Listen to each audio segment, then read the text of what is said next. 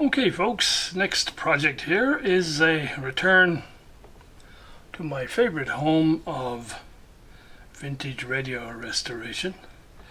So this is a PYE P53 built in the Dundrum factory in the Dublin area in the 1950s. I was recently in Ireland for a bit of a celebration, and I got this as a gift when I was there, which is nice. So yes, the cabinet is in pretty decent shape.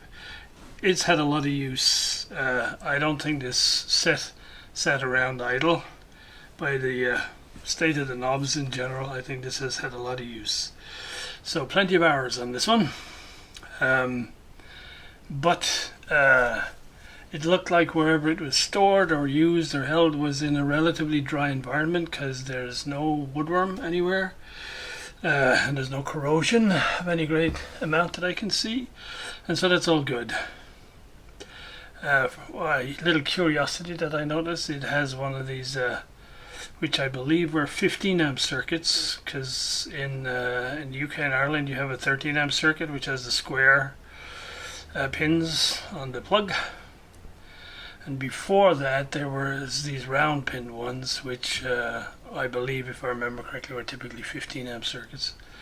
This one is a little unusual. It's a Bakelite plug, and it actually says made in Ireland on it, so and it says 15 amp 250 volt on here as well, so it will have to go, but it's a curiosity nonetheless. And obviously sets of the period were just live and neutral with no earth. But what somebody has done here is they've added an earth wire, but they've run it to the earth socket for the aerial, for the antenna. And so yeah, that's cool. So, but we'll have to update all of that later. So, one of the immediate important things for me on this one is this is the first set of this type that I have that has this edge banding down the side, the front of the side panels. So the previous, I have one other P53 that comes from the same factory, which was my parents' one, but the cabinet was so totally destroyed I had to rebuild the cabinet from zero. And okay, I knew that this was zebra wood, I knew this is mahogany, but I had none of this, and so all I could remember was it is cross grain edge banding, and I'm assuming it's edge banding because it's done in a factory. I can't imagine they would have done anything other than have it on a reel. Could never find out what wood this is. So what I'm hoping with this is, one way or another, maybe with you guys' help, I'll be able to identify this and replace it with something that is period correct. Obviously the finish on here has got a lot of dark toner on it, and so I'm toying with a couple of options. The banding on top is fine, but you never see that. So what I might do is take banding from the top and use it to repair the brakes on the front, and then if I can find the correct type of wood, I will replace the rest on the top.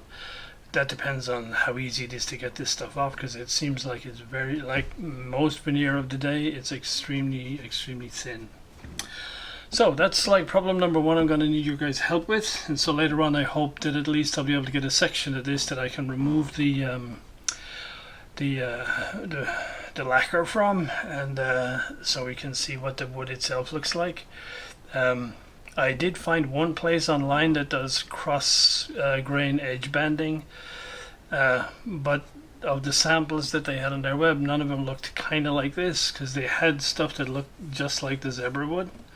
But as you can see with the zebra wood, the striations are quite pronounced, and they're uneven, whereas on here they're much more subdued and a little bit more even. So anyway, that's for later on. Dial glass is in excellent condition. One knob missing. I think we will put the cab. We will take it out of the cab and we will put the cabinet away for now. And then we will come back to it later once we have a working chassis. Well, the knobs were way harder to get off than I was expecting, but thanks to my little Gibson knob levering lever, I was able to get them off without doing too much damage. And the challenge is, or the reason, is these spring steel clips are all very badly corroded. So, but at least we can proceed now and get the rest of the chassis out of the case. Another nice little feature about this particular Pi is the speaker plugs in, and so you don't have to worry about cutting speaker connections and stuff.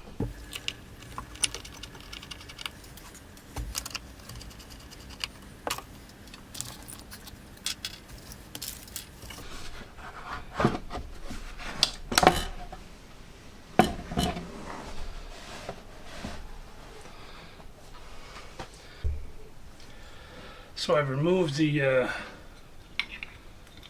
plug off the end. It's broken, so I might try and glue it back together just for the historic interest, so I have it.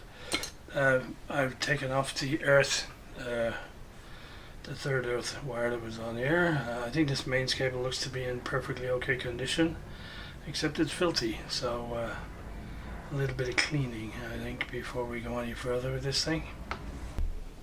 Okay, there's years of dirt on this cable. I'm kind of tempted to just chop it and throw it, but it is in good condition. It's just, it's gonna take a lot more cleaning to get from this junk to back to the actual coating of the cable than one would like. Right, one non-disgusting mains cable. Mains cable which I thought was black actually turns out to be a nice shade of brown. Okay, so I can work in this without that freaking me out now. As usual, you can the rubber mounts for the tuning condenser are totally gone gooey and rock hard, so we'll have to find a way of replacing them. Okay, the gunk on this side is a bit more like it, that's what you'd expect. So the channel selector here is completely locked solid, it doesn't move at all, so I gotta go figure that out later on. But I think at this stage we'll get the old vacuum cleaner and a brush, and we'll see if we can get a lot of the heavy stuff off with the rest of the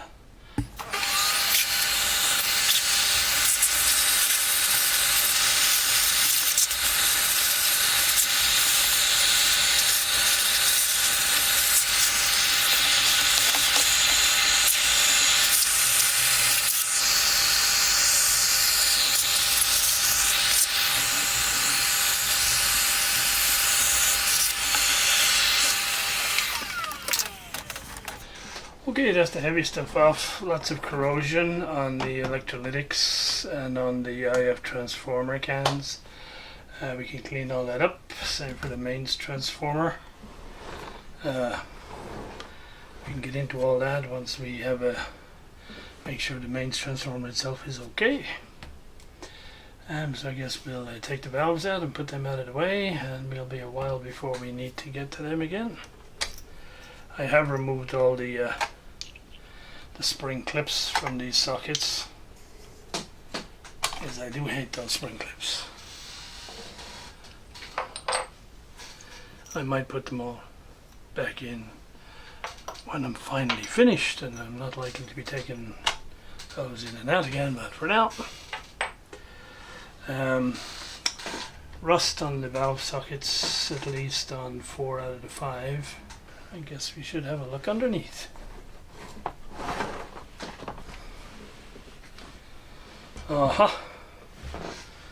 So at least one repair been done before. The soldering up here looks very modern compared to some of the rest of it.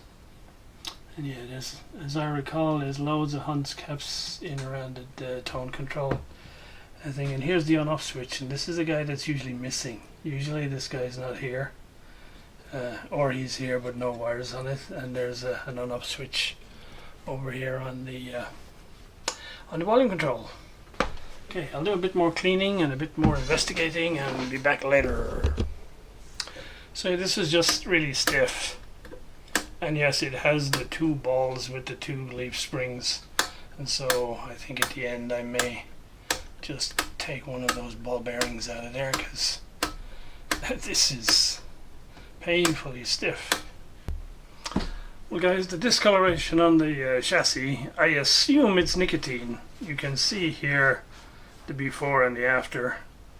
But normally if I get a set that's been in a smoker's environment, you can usually smell the nicotine. There's no smell from this at all. Anyway, I tried all sorts of things to try and shift this discoloration, and on the assumption it was nicotine, I finally gave up and thought I'll use the cleaning compound that I use for cleaning the hob, the ceramic hob cooker top, because that has a mild abrasive in it, very, very mild, and that does the trick, as you can see. Well, I'm slowly getting the nicotine off this thing, but it is everywhere. So all the back, tuning condenser, everything is coated in it. One of the problems with this particular set is when the rubber mounts go, the tuning condenser tips forward, and the cord drum rubs on the back of the panel here. Because I'm tempted right now to take this whole thing out, so we can stick it in the ultrasonic cleaner and do whatever else we might need to do to see if we can get it clean.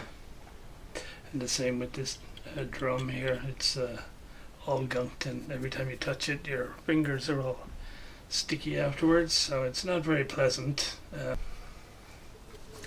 Well, having reflected overnight, I thought I couldn't consider this thing restored if I left it all completely coated in nicotine.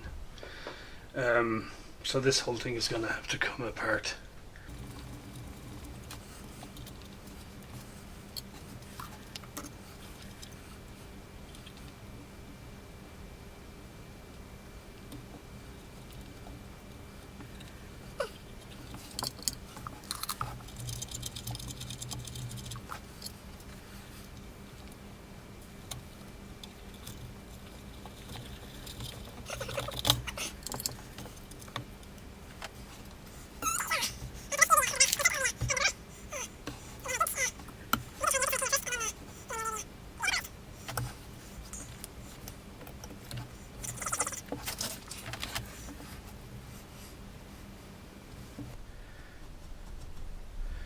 I guess the one good thing we can say is about the nicotine is it probably prevents rust, because everything is coated in this gunk. Right, let's get the old ultrasonic tank out.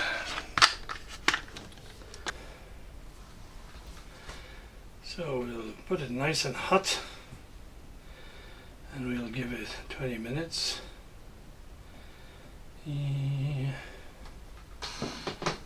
Pop him in there. Pop the lid on and go.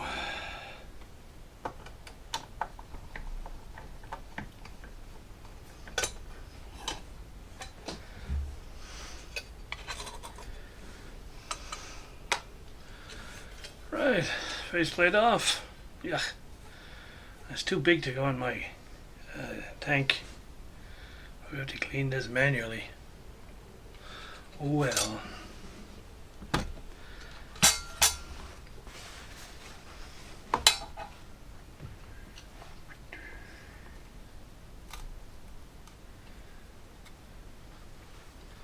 More guppy black plastic.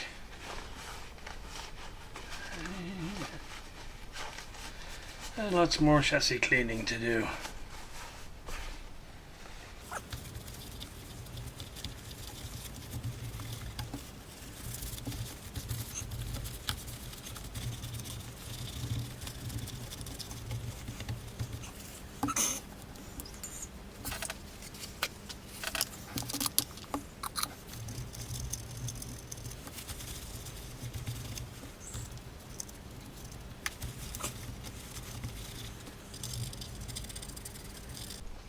Well, here we go after 20 minutes in the ultrasonic. It looks beautiful. Okay, so we're not going to need to worry about evaporust or anything. I think we just have to clean that off and then re-lube it. And that's that sorted out. Well, I haven't seen what an excellent job the ultrasonic bath did in getting the nicotine off this guy. I kind of wish I had a bigger tank now that I could put something like this in it. Anyway, I suppose I could always try and stick this in and leave the lid off the tank and see how it went. Might be worth a try, huh? So it turns out the disc itself is actually anodized, and so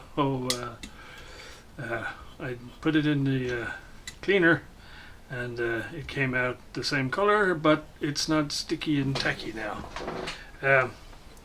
Unfortunately, I don't have a grommet in my collection that is going to work. They're all too big and too thin. So I'm going to have to measure them up. They basically need to be this thickness, but much smaller diameter. So yeah, we'll measure up and see if I can find something in online. So guys, a temporary fix. I looked online for rubber grommets. I couldn't find anything even remotely close to what I need for this. And so my workaround right now is in my box of grommets or O-rings or whatever. I found one of these guys which has the right internal diameter for the bushing. It has the right intermediate diameter to fit into the metalwork here. It's just way too thin. It's half the thickness it needs to be. So what I did was I fitted one and I just added another one underneath. So it's probably just a little bit higher up than originally, but I think this is going to do until something better comes along. I'll see when I get to fit the dial cord if this is a problem.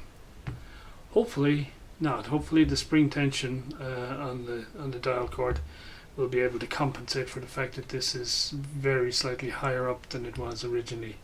But it looks pretty neat, and so yeah, overall I'm pretty pleased with that, because I spent a fair old while online looking at Radio Days and all these other places, and yeah, nothing of the dimensions that I needed.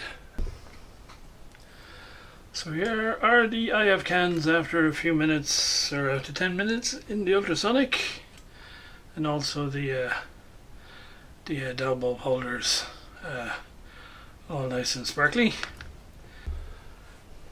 So now when the panel is mounted properly and the tuning condenser are mounted properly, there's no rubbing right here at the top as we had before. So step forward. One area for some reason that the nicotine tar did not protect from rust is the transformer cover, which looks like either alloy or magnesium casting. A lot of the paint had already flaked off, so the rest came out very easily, but it's badly pitted. So we'll shoot some primer on it and then put a bit of black top coat, and hopefully it will look a little bit better.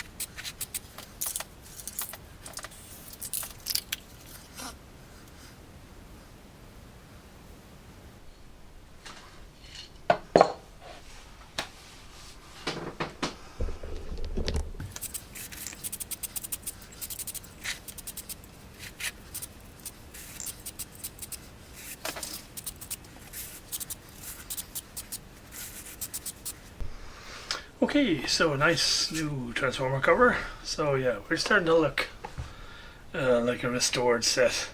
I've had to order up a 3232 electrolytic of the Mallory type with the lugs that you sink and twist underneath.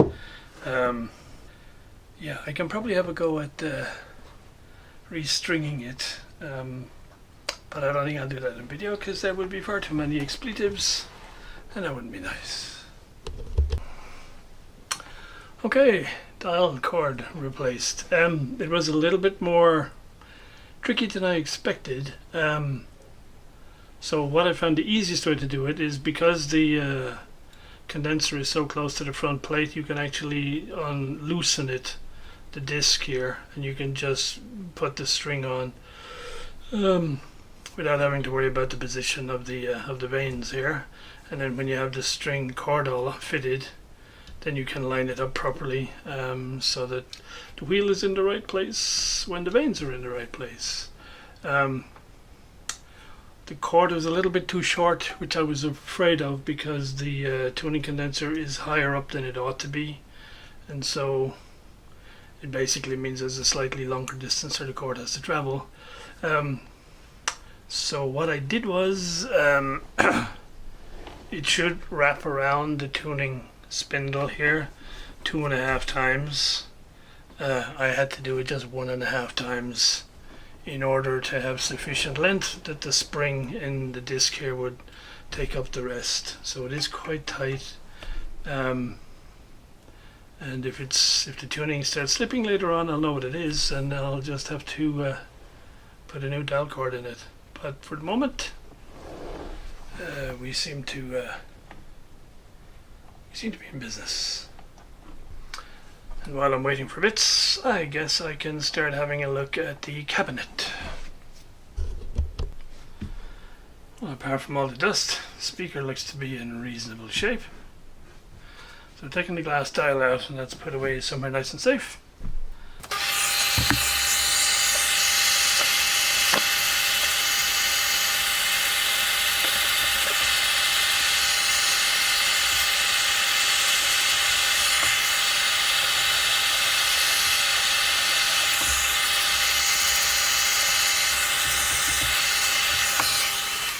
And first time I've seen this, looks like a cork gasket. It's usually paper. Anyway, it looks in pretty good condition. So we'll put that away for now. We'll clean it up more later. So as I said before, guys, where I'm going to need your help is to figure out what sort of wood this is. So I'm going to see if I can take a little bit off the top here and remove the colouring and the varnish and so on, so we can get a good look at it. So to test if the process is going to work, I have squared off a section right here. I'm going to see if I can remove some from down here and then see if I can cut a piece to fit that gap. So actually I don't need to worry about removing the toner or anything. This is the rear of the veneer, so you can see cross grain pattern here. So if anybody knows where I can get some cross grain edge bending like this, I would be forever extremely grateful, because I have 2 radios that need this fitted.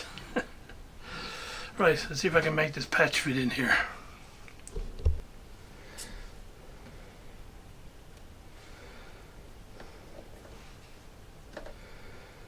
Okay, I think that'll work. Just a bit of delicate gluing and taping, and then we'll find out later if it's going to blend in.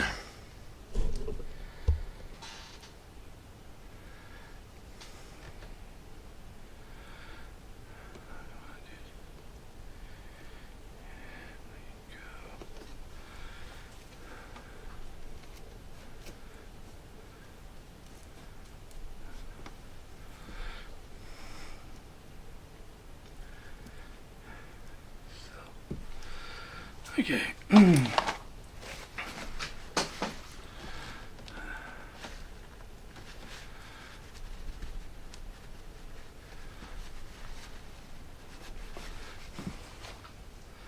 So I'm going to try and put some low-tack tape over the top.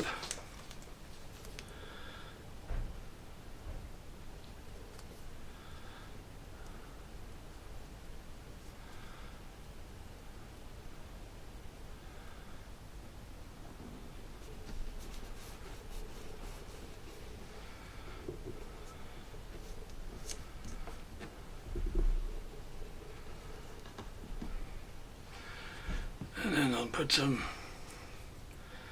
strong tape down the sides.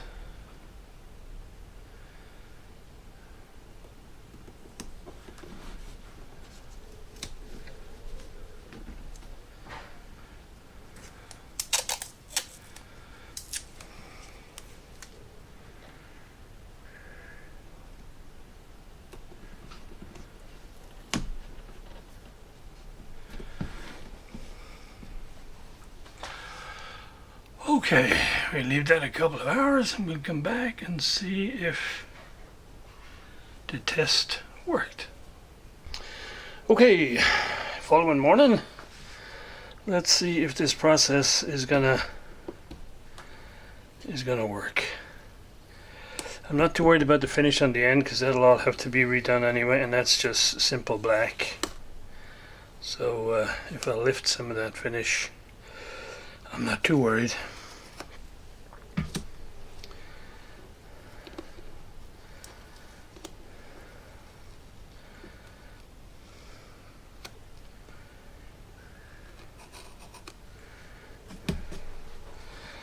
I prefer not to lift any of the finish on the front here. Kiddo.